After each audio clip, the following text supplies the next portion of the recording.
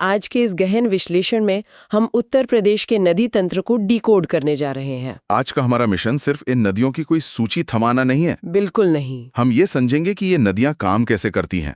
हम इन्हें नक्शे पर खींची गई महज नीली रेखाओं की तरह नहीं, बल्कि इस पूरे राज्य की धड़कती हुई जीवन रेखाओं के रूप में देखेंगे। और इसे समझने का सबसे बेहतरीन तरीका क्या है? तो इस जटिल तंत्र को आसानी से समझने का सबसे तार्किक तरीका है इन्हें इनके ओरिजिन यानी उद्गम के आधार पर 3 हिस्सों में बांटना। मतलब जन्म कहाँ से हुआ, हिमालय की चोटियों से या समतल मैदानों से या फिर दक्षिण के पठारों से। ये जो आपने 3 हिस्से बताए हैं ना, इस बड़े चित्र को समझना बहुत जरूरी है। उत्तर प्रदेश की पूरी सांस्कृतिक, ऐतिहासिक और आर्थिक पहचान इन्हीं 3 अलग-अलग जल स्रोतों पर टिकी है। अगर छात्र नदियों के बहने के पैटर्न और जमीन की ढलान को एक बार समझ लें, तो परीक्षाओं में आने वाले मैप बेस्ड या जो मिलान वाले सवाल होते हैं, उन्हें हल करना 1 सेकंड का काम हो जाएगा। एकदम सही। तो चलिए सबसे पहले उस जल तंत्र से शुरुआत करते हैं जो इस राज्य की सबसे बड़ी और ताकतवर नदियों का घर है। मेरा मतलब है हिमालय पर्वत से निकलने वाली नदियां। ये वो विशाल जलधाराएं हैं जो कभी नहीं सूखती। हाँ, जो 12 मासी हैं। बिल्कुल, और साल के हर दिन एक पूरे राज्य का भार उठाती हैं। इनके हमेशा बहने का जो विज्ञान है वो बहुत ही सीधा है। इन नदियों को जिंदा रहने के लिए ना सिर्फ मॉनसून के बादलों का इंतजार नहीं करना पड़ता। अच्छा। हाँ, गर्मियों के मौसम में जो पूरा उत्तर भारत चिलचिलाती धूप और सूखे की मार झेल रहा होता है, तब हिमालय के विशाल हिमनद यानी जो बड़े बड़े ग्लेशियर्स हैं, वो पिघलकर इन्हें लगातार जीवन दान देते रहते हैं। इस व्यवस्था को देखकर मुझे ना एक बहुत ही रोचक उपमा याद आ रही है।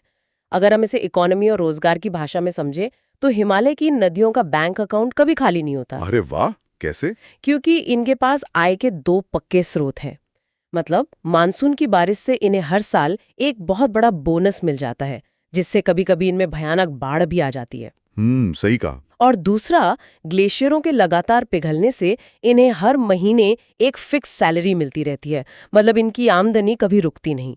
बहुत ही शानदार उपमा है। और इसी फिक्स सैलरी का सबसे बेहतरीन उदाहरण है उत्तर प्रदेश की सबसे लंबी और महत्वपूर्ण नदी गंगा।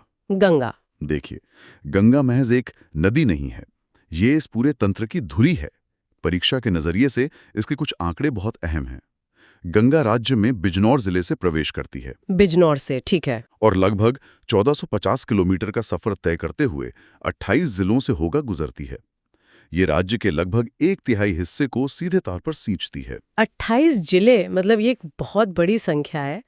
लेकिन जाहिर है इतने बड़े राज्य को सींचने का काम गंगा अकेली तो कर नहीं सकती। बिल्कुल नहीं। इसे एक पूरी टीम की जरूरत होती है। इसकी सहायक नदियां जैसे रामगंगा हो गई, यमुना, घाघरा, गंडक और कोसी। और इस पूरी टीम की सबसे महत्वपूर्ण और शक्तिशाली सदस्य यमुना है। यमुना सहारनपुर के फैजाबाद नामक स्थान से राज्य में प्रवेश करती है। अच्छा, तो ये सहारनपुर से आती है। हाँ, और भूगोल के छात्रों के लिए यहाँ सबसे दिलचस्प बात यह है कि यमुना एक बहुत लंबी दूरी तक गंगा के बिल्कुल समानांतर बहती है। मतलब दोनों पैरेलल चलती हैं। एग्जैक्टली। इसका कारण है जमीन की वो बनावट जो इन दोनों जलधाराओं को एक दूसरे की तरफ मुड़ने से रोकती है। ये तब तक होता है जब तक कि वे प्रयागराज के उस ऐतिहासिक ढलान तक नहीं पहुंच जाती। हाँ, प्रयागराज का संगम। बिल्कुल। वहां जमीन का प्राकृतिक झुकाव इन्हें आपस में मिला देता है और यमुना गंगा में विलीन हो जाती है। यमुना का जिक्र आते ही मेरे जहन में आता है कि इसे भी पानी की सप्लाई करने वाली कुछ प्रमुख नदियां हैं जो दक्षिण की तरफ से आती हैं, जैसे चंबल, बेतवा और केन। हाँ, वो प्रायद्वीपीय नदियां हैं जिन पर हम आगे विस्तार से बात करेंगे, क्योंकि उनका स्वभाव बिल्कुल अलग है। लेकिन हिमालय नदियों की इस सूची में एक नदी ऐसी है जिसका सांस्कृतिक और ऐतिहासिक महत्व बहुत गहरा है, घाघरा नदी, जिसे हम सरयू के नाम से भी जानते हैं। बहुत ही महत्वपूर्ण नदी है। ये तिब्बत के मापचाचुंगो हिमनद से एक लंबी यात्रा करके आती है। और इस नदी के साथ ना एक बहुत ही खास पैटर्न जुड़ा है जो अक्सर परीक्षाओं में भ्रम पैदा करता है। अच्छा, कैसे? जब ये नदी अयोध्या के पवित्र शहर से गुजरती है तो इसका नाम सरयू हो जाता है। ये महज एक भौगोलिक जलधारा नहीं रह जाती, बल्कि लोगों की धार्मिक आस्था का बहुत बड़ा केंद्र बन जाती है। बिल्कुल। और आगे चलकर यही नदी बलिया के पास अपना सारा जल गंगा को सौंप देती है। और फिर राप्ती और गंडक जैसी नदियां भी तो इसी हिमालय तंत्र का हिस्सा है ना? राप्ती नेपाल के पहाड़ों से उतरती है और गोरखपुर के पास से अपने पूरे वेग में बहते हुए देवरिया के बरहज नामक स्थान पर घाघरा से मिल जाती है। सही कहा। और गंडक नदी की कहानी प्रतियोगी परीक्षाओं, खासकर राज्य लोक सेवा आयोग के लिए एक बहुत ही क्लासिक पैटर्न पेश करती है। वो यूपी बिहार बॉर्डर वाला? एकदम सही। गंडक उत्तर प्रदेश और बिहार की प्राकृतिक सीमा का निर्माण करती है। महाराजगंज और कुशीनगर जिलों से होकर बहने वाली यह नदी मैप बेस्ड सवालों के लिए परीक्षकों की हमेशा से पसंदीदा रही है। ऐसा क्यों? इसका एक कारण है, जब भी कोई नदी दो राज्यों या देशों की सीमा तय करती है ना, तो वो एक प्राकृतिक और अकाट्य भौगोलिक विभाजक बन जाती है और इसीलिए वो परीक्षा के लिए सबसे ज्यादा संभावित प्रश्न बन जाती है। ये एक बहुत ही अहम नजरिया है। मतलब परीक्षा सेट करने वाले हमेशा उन प्राकृतिक सीमाओं को ढूंढते हैं जो राजनीतिक सीमाओं में बदल गई हों। बिल्कुल। इसी कड़ी में रामगंगा भी है, जो बिजनौर के कालागढ़ से राज्य में प्रवेश करती है और कन्नौज के पास गंगा में अपना सफर पूरा करती है। हाँ। तो ये तो हो गई हिमालय के ऊंचे पहाड़ों से बर्फ पिघलने वाली नदियों की बात। लेकिन यहाँ मेरे दिमाग में एक बहुत ही बुनियादी सवाल उठता है। आमतौर पर जब हम नदी शब्द सुनते हैं तो दिमाग में किसी ऊंचे बर्फ वाले पहाड़ की ही तस्वीर आती है। तो क्या नदी बनने के लिए हिमालय जैसे ऊंचे पहाड़ों का होना एक अनिवार्य शर्त है? देखिए, भूगोल की यही तो खूबी है कि वो हमारी आम धारणाओं को तोड़ता है। हर नदी को जन्म लेने के लिए हजारों फीट ऊंचे पहाड़ों की दरकार नहीं होती। अच्छा। और यहीं से हम उत्तर प्रदेश के नदी तंत्र के दूसरे और शायद सबसे रहस्यमयी हिस्से में प्रवेश करते हैं, मैदानी इलाकों से निकलने वाली नदियां। मैदानी इलाके एक बहुत बड़े स्पंज की तरह काम करते हैं। मैदानी नदियां मुख्य रूप से इसी भूजल और मॉनसून के दौरान बारिश के पानी के एक जगह जमा होने का परिणाम होती हैं। स्पंज की तरह? हाँ, जब किसी निचले दलदली इलाके या किसी उथली झील में जमीन के नीचे का पानी लगातार रिस रिस कर बाहर आता रहता है और बारिश का पानी उसे ऊपर से भरता रहता है, तो वो पानी उस डिप्रेशन या गड्ढे से बाहर छलकने लगता है।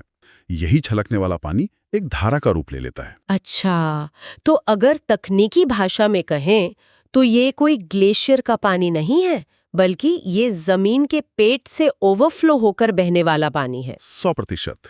और इस मैदानी ओवरफ्लो का सबसे शानदार और परीक्षाओं में सबसे ज्यादा पूछा जाने वाला उदाहरण है गोमती नदी। अरे हाँ, गोमती का जन्म किसी बर्फ के पहाड़ से नहीं, बल्कि पीलीभीत जिले की फुलहर झील से होता है। इसे स्थानीय लोग गोमत ताल भी कहते हैं। फुलहर झील किस नदी का उद्गम स्थल है? मुझे लगता है ये सवाल तो पिछले कई सालों के प्रश्न पत्रों में एक स्थायी जगह बना चुका है। बिल्कुल, और इसकी वजह ये है कि गोमती नदी सिर्फ एक जलधारा नहीं है, ये राज्य के आंतरिक भूगोल की जीवन रेखा है। ये नदी लखनऊ, सुल्तानपुर और जौनपुर जैसे प्रमुख और घनी आबादी वाले शहरों के बिल्कुल बीचों बीच से होकर गुजरती है। और अंततः गाजीपुर के पास गंगा में समाहित हो जाती है। अगर हम बड़े चित्र का विश्लेषण करें तो हिमालय की नदियां राज्य की बाहरी सीमाओं या बहुत बड़े भूभाग को कवर करती हैं, लेकिन राज्य के बिल्कुल आंतरिक या कहें हार्टलैंड के विकास और वहां के इकोसिस्टम को जिंदा रखने का काम ये मैदानी नदियां ही करती हैं। ये तो जबरदस्त बात है। मतलब अगर हिमालयी नदियां राज्य की मुख्य धमनियां हैं, तो ये मैदानी नदियां अंदरूनी नसें हैं। बहुत सही तुलना है। गोमती के अलावा और कौन सी नदियां इस विशेष श्रेणी का हिस्सा हैं? वरुणा नदी इसका एक और बेहतरीन उदाहरण है। ये नदी प्रयागराज के मेलकचूरी नामक स्थान के एक दलदली क्षेत्र से निकलकर वाराणसी में गंगा में जाकर मिल जाती है। ओके। इसी तरह सई नदी है जो हरदोई की भिजवान झील से अपनी यात्रा शुरू करती है और जौनपुर में जाकर गोमती में मिल जाती है। तो ये छोटी नदियां हैं। हाँ, ये नदियां आकार या पानी की मात्रा में भले ही गंगा या यमुना जितनी विशाल न हो, लेकिन स्थानीय कृषि और रोजमर्रा की जरूरतों के लिए ये किसी वरदान से कम नहीं है।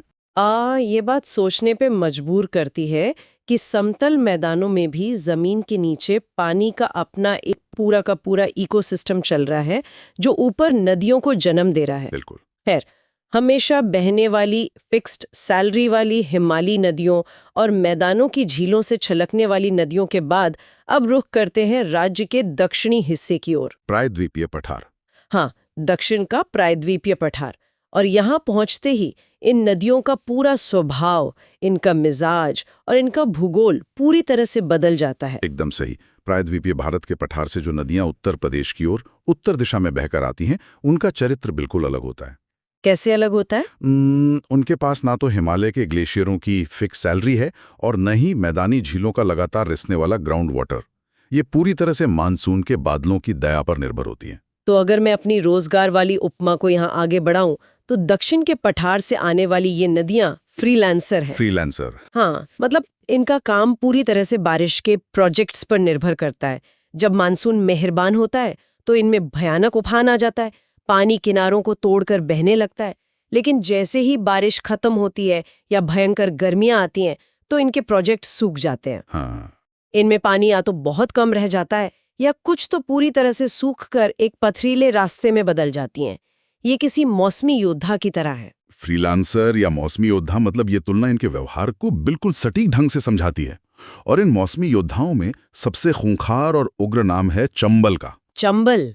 चंबल नदी मध्य प्रदेश की जानापाव पहाड़ी से निकलती है, एक लंबा और उबड़ खाबड़ सफर तय करती है और फिर आगरा तथा इटावा की सीमा पर आकर यमुना में मिल जाती है। चंबल का नाम आते ही जो पहली तस्वीर दिमाग में उभरती है ना, वो है बीहड़ यानी बैडलैंड्स। हाँ, डाकुओं वाले बीहड़। हाँ, ये नदी इन भयानक बीहड़ों के निर्माण के लिए पूरे देश में प्रसिद्ध है। लेकिन यहाँ एक भौगोलिक प्रक्रिया को समझना बहुत जरूरी है। ये बीहड़, जिनमें कभी बागियों की पनाहगाह हुआ करती थी, ये असल में बनते कैसे हैं? कोई नदी जमीन को इस तरह कैसे काट सकती है?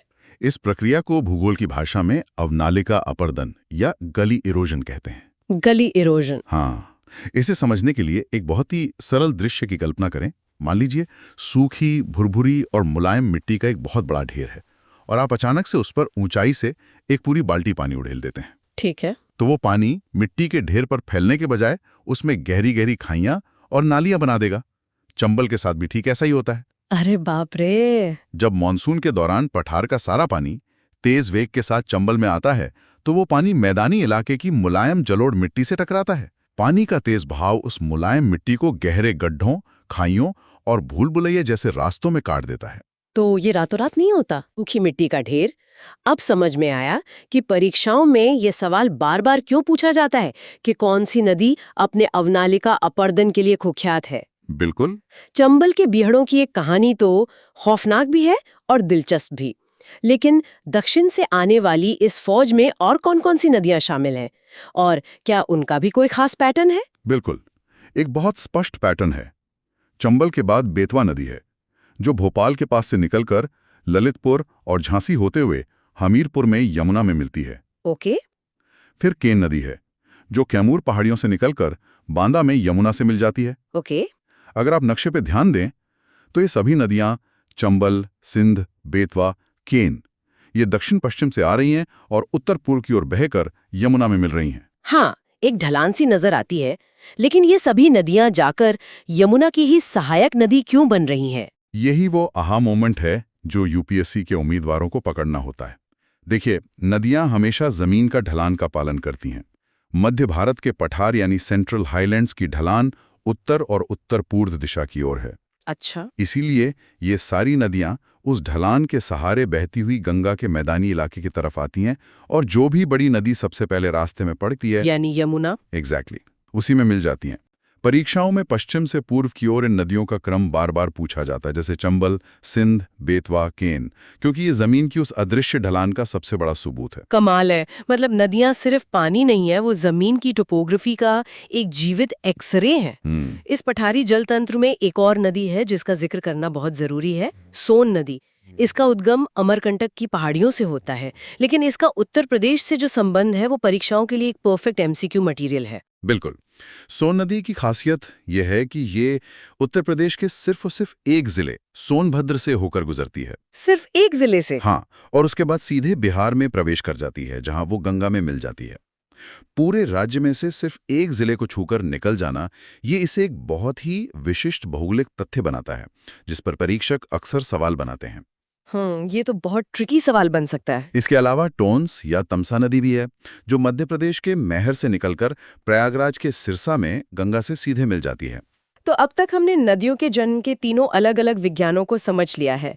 हिमालय के ग्लेशियरों की फिक्स सैलरी, समतल मैदानों के स्पंज से छलकने वाला भूजल और दक्षिण के पठारों की ढलान से आने वाले मॉनसून के फ्रीलांसर योद्धा। हाँ, एक पूरी तस्वीर बन गई।